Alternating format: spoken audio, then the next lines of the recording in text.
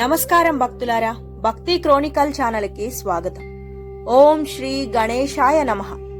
సర్వ విఘ్నాలను తొలగించి సంకటాలను నాశనం చేసే మహాశక్తివంతమైన స్తోత్రం సంకటనాశన గణేశ స్తోత్రం. ఇప్పుడు భక్తి భావంతో మనందరం పఠిద్దామా?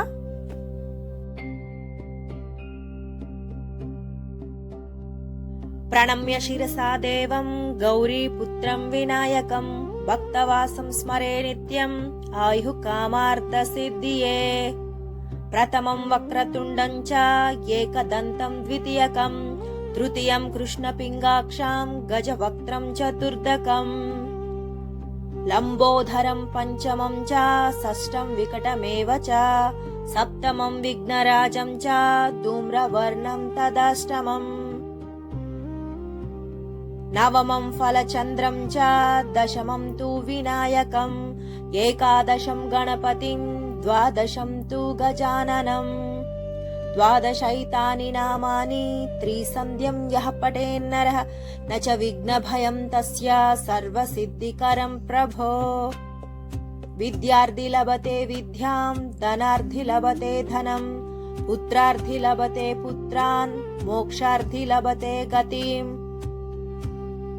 జపేత్ గణపతి స్తోత్రం షడ్భిర్మస్య ఫలం లభేత్ సమస్తరేణ సిద్ధిం చ లభతే నాత్ర సంశయః.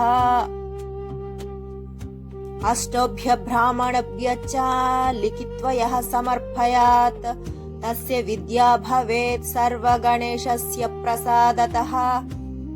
ఇతి శ్రీ నారద పురాణే సంకటనాశన గణేశ స్తోత్రం సంపూర్ణం.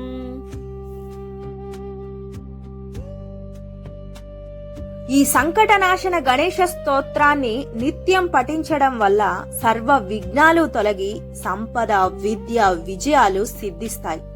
ఓం శ్రీ గణేశాయ నమః.